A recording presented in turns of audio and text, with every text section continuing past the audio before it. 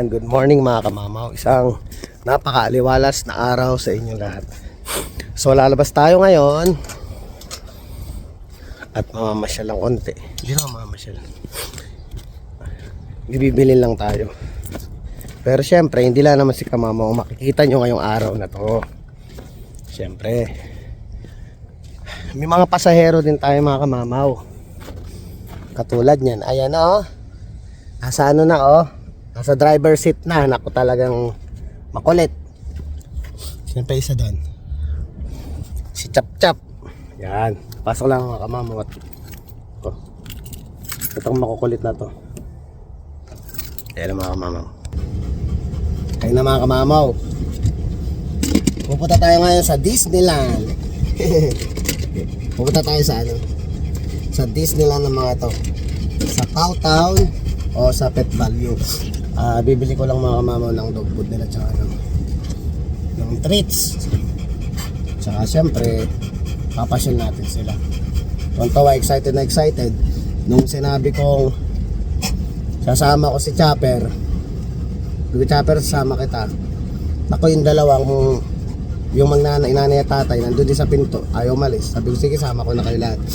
Bahala ko sa si Chopper. Pasok natin sa ano, sa Cowtown. Kung dalawa pupuntahan natin, sa isa papasok ko si Legend, sa isa papasok ko si Chopper. So Sarah dito na lang sa ano, sa sasakyan. Ngayon mga mama, medyo na ano yung mata ko. Ay nako, silaw ako sa araw, nakamot ko yata eh. Pasya naman natin dahil day off naman natin, tsaka madalang lang ito makalabas.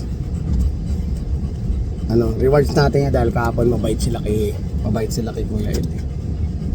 Yan, natin muna yung mga gamit natin at baka umalis tayo ng hindi kompleto at maano pa tayo. Ready na ba kayo?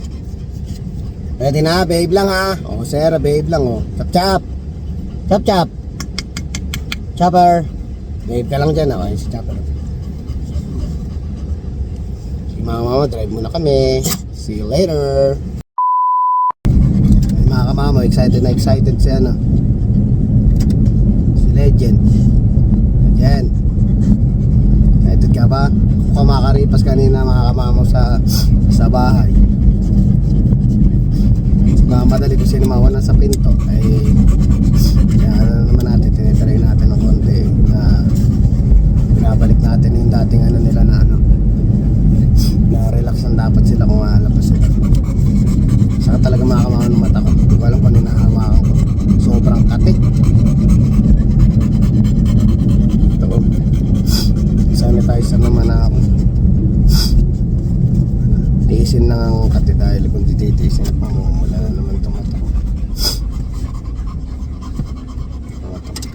Tsaka inaano, oh doon pa doon. Mapapagalitan tayo ng pulis. Babe lang dyan.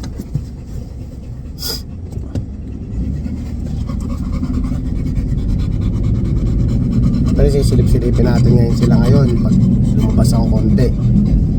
Kaya ang dapat pag lalabas tayo, ang bibitbitin ko yung maligalig sa sasakyan. Sila yun ang lalabas natin sa ano, pagbili natin ng dog food. Dahil si Legend kaya niyang buksan itong ano, itong bintana dito. Siya lang naman ang nag-iisa tumatawid dito sa kabila. Ito si Hera, steady lang naman sa likod yan eh. Si Legend kasi sumalagay dito, sumupo sa harapan eh. Ang style lang nito ni Hera pag nasa kotse, huwag kang ihinto. Ayaw niya nang umihinto. Gusto niya dire-diretso doon mo. Ano to eh, mainitin eh. Kaya pag sinasama mo sa long drive to, on the go lagi ito si Hera. Tulog lang siya sa likod.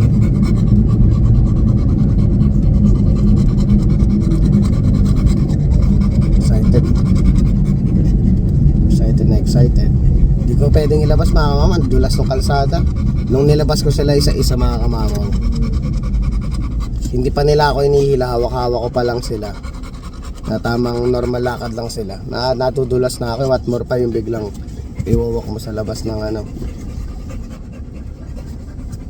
Yung talagang maglalakad kayo ng matagal, baka mamaya pag sumemplang ako, kawawa naman mga to sa mapunta. Lalo na to si Hera pag nakakita ng kuneho to. Si Chopper wala yan, kahit walang tali yan mga kamamo, hindi tatakbo yan. Yun ang maganda naman kay Chopper pag siya sasama mo sa labas. Pero itong dalawa, si Legend, saktuhan lang. Kasi si Legend din naman yung pinapansin yung mga kuneho, mga goose, wala yan. Si Hera pa na gano'n, nakakita siya ng gano'n, naku.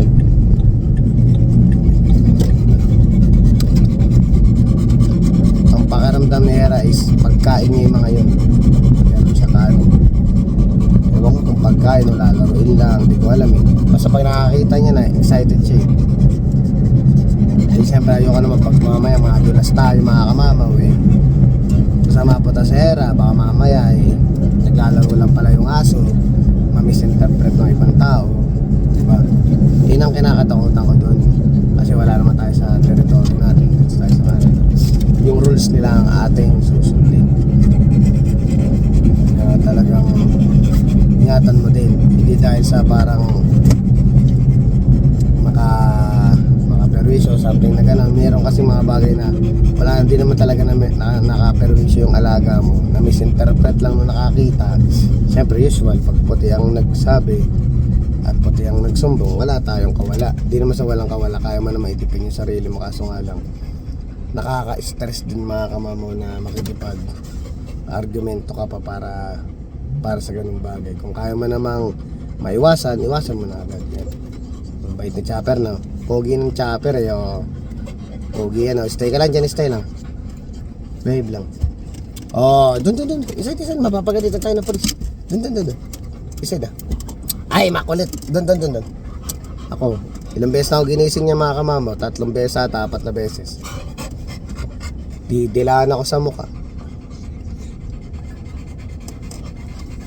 Sige, drive muna tayo mga kamamo. Yan, medyo maraming aso dun sa loob eh. Tama natin. Come. Chopper.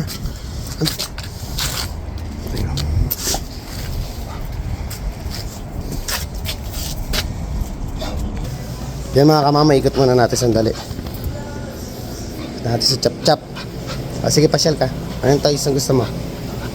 Pasyal ka. Ayun na yung shopping mall mo. Sige. Saan papunta? Tara. Sabi sa'yo mga kamamaw eh, hindi lalayo yan sa akin, nandito lang. Tara, susunod lang yan. Tara, let's go. Kuha tayo ng dog food. Napakabait niyan mga kamamaw. Nasa lang, tabi ko lang yan. Hindi lalayo. Kuha tayo ng dog food nila. Yan. Yung dog food set. Oh, behave. Good boy. Stay ka lang, stay. Sabi sa'yo mga kamamaw, di alis yan ah.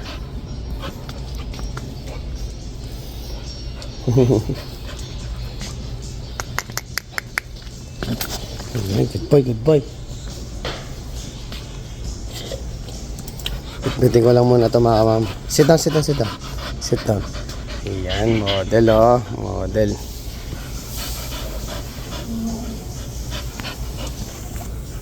Nakakamama oh. Ano kabait yan oh. Kaya gusto mo isama ay nabinili natin sila. Dog food treats, bully stick, tsaka yun isang toys. Behave oh. Kaya masarap isama to sa labas. Kaya sa summer na excite ako eh. Behave lang siya eh.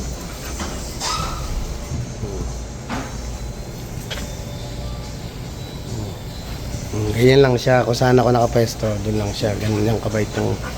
stay lang muna, stay. No. Sit. Dito. Good boy. Stay. Good job.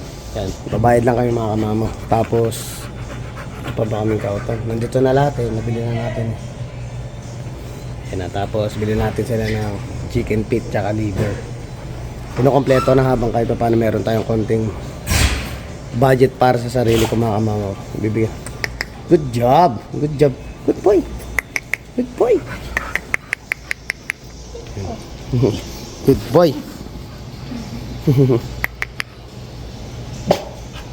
Yan mga kamamaw, para wala na rin magluluto, bumili namin sa Popeyes. Ayun, naputol yung sinabi ko. Ibig sabihin yung budget ko na dapat pang sarili ko, binibigay ko sa kanila. Yun, ganoon ako sa sarili ko. Kasi ako naman, sabi ko naman sa inyo, para sa akin, ako bilang ako, parang nakasanayan ko na kung Di bale nang wala ako, basta meron lang yung mga mahal natin na yan. So yung para sa akin, binibigay ko na lang sa mga alaga ko. Ayan. Pero syempre ano lang naman, iniipon-ipon ko din yun. So ngayon naipon ko, binili ko na agad ng dog food nila para meron silang extra. At the same time binili ko ng laruan. Pero feeling ko yung laruan na binili ko ngayon matibay yung tatagal yun.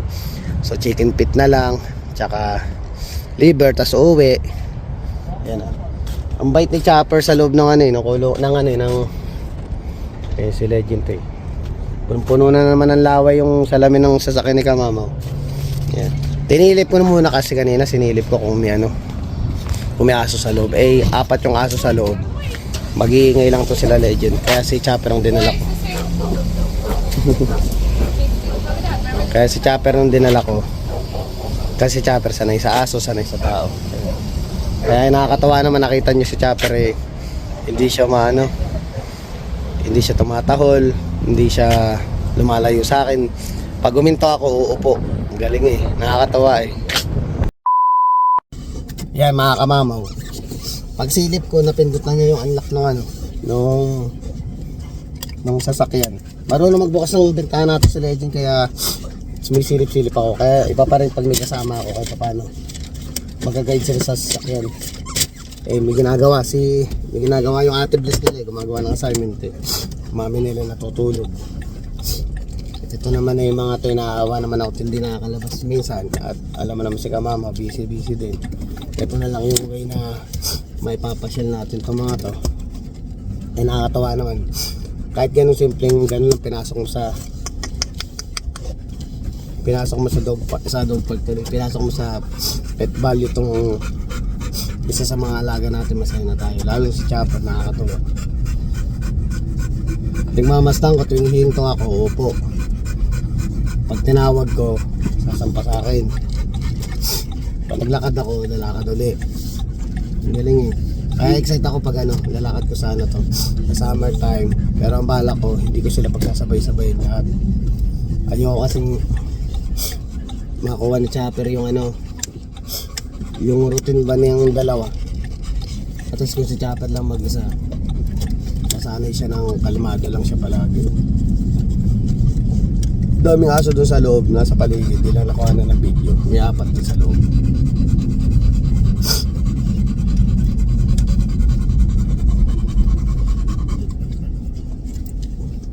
Sarap to, kaya nakakatawa tong to. Kumbaga sa akin mga kamawa, yung mga pagkukulang natin kila Hera dati, nakikita ko dito nakita ko kay Legend, kay Chopper, na ituro natin ng maayos. Lalo pa mga kamama, kung araw-araw mo nilabas to, napakabait siguro ng asong to, lalo sa paligid. Lang naman, nakukonfuse lang naman siya minsan pag lalo pag hindi mo masyado na ilalabas yung mga alaga mo, nakukonfuse yan pag nilalabas mo. Siyempre hindi niya alam kung ano dapat niyang gawin reaksyon, ano ang dapat gawin niyang iniisip niyan, nag-iisip yan pag nilalabas mo.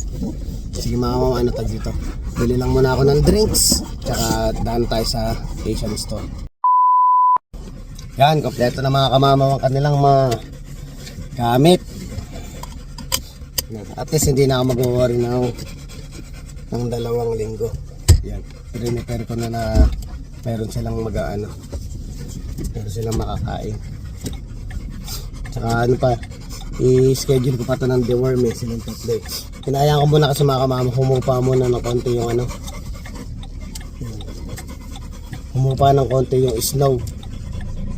Dahil ang hirap mga kamama, sa totoo lang. Kaya lang medyo yung bumper to bumper eh. Ang hirap ng hindi mo na pababa mo na ng konti yung snow dahil medyo madulas doon sa McCormick Park eh. Tsaka 3 aso pa dala natin, i-deworm sila. Hindi naman pwedeng hindi yung mga kamama, hindi pwedeng hindi mo dito kalimutan ko tuloy, pinatituloy ako nga sinipli. Sila baling sa deworm, every 3 months dinideworm ko sila. Ayun, hindi mo pala pwedeng hindi dalhin yung mga aso pag bibili ka ng dewormer kasi tinitimbang nila yan. Para lang talaga kung ano, medyo mahigpit kasi dito talaga sa Canada, di ka tulad sa Pilipinas. Pumunta ka lang, basta may pambili ka lang ng ano, usual sa mga ano natin dyan. Lalo na pag kakilala ka na talaga mismo nung binibilan mo. Pagkatiwala nga, bibigyan ka talaga agad ng dewormer. Dito hindi. Ano, excuse me, rules nila yun na bago ka tabigyan ng dewormer, bago ka tabigyan ng any medication, kailangan mo ng check up. Yun. Tatlo to. Nakita mo nung kung gaano kakulit ng tatlo? For the sake na maipasyal ko sila mga kamamaw. Ayan. Ako ang nagano. Kada pasok ko sa isang establishment, nakasilip ako lagi. Si Legend matalino mo, kaya buksan itong bintana. Buti na lang yung style ng pintuan ng sasakyan natin, never nila mabubuksan. Dahil kahit minsan yung mga first timer na sumasakay dito, hirap buksan ng pinto kasi iba yung pintuan nito, hindi siya normal na parang di ganun, di click lang sa gilid. Ito iba. Ano to dito sa may handle sa harapan. Pakita ko sa inyo mamaya. Ginawi na. At least kahit pa paano yung gantong bagay na ano na ipasyal mo yun. Masaya na yung mga yun. Kaya pag gawin yan mamaya, abutan ko lang ng yung bully stick na nabili natin. Kaya mo sila mag bully stick to sa gilid. At ako'y mag-i-edit na ng vlog. Yan lang kabilis mag-edit ng vlog si Kamama. Ang gusto ko lang kasi mahalaga. Ang mahalaga lang talaga Kamama na ipapakita ko rin sa inyo. Kahit pa paano na-update ko din kayo. Lalo na yung mga talagang masugid na subscriber natin. Napapakita ko sa inyo palagi yung updated ng mga aso. Yung mga alaga natin. Lalo na itong sila, yung mga puppy.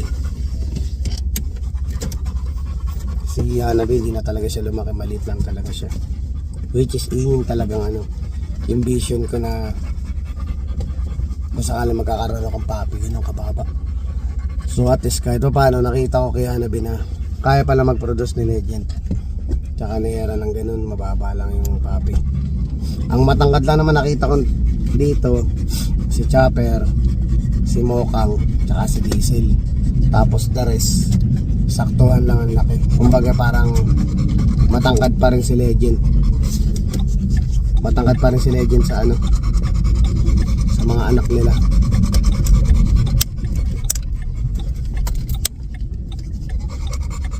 Maliliit yung dalawa eh. Maliit yung dalawa, si Atlas, si Zoro, tsaka si Atlas, si Zoro. Ay hindi, yung dalawa malaki, si Diesel tsaka si Chopper. Si Atlas Zoro maliit, si Nami maliit, si Mokang malaki, tsaka si Hanabi maliit. Ayun na, ballistic time muna sila.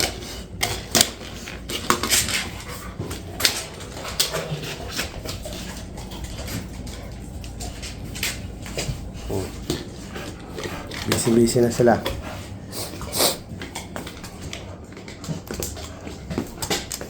Yan, natapos na naman ang ano natin, ang araw natin ngayong araw na to. At bukas pasok na naman. So ngayon, pahinga na lang muna uli at saka bonding time sa mga alaga natin eh. Please don't forget to like, share, subscribe, and hit the notification bell for more updates of my video. See you mga kamamaw.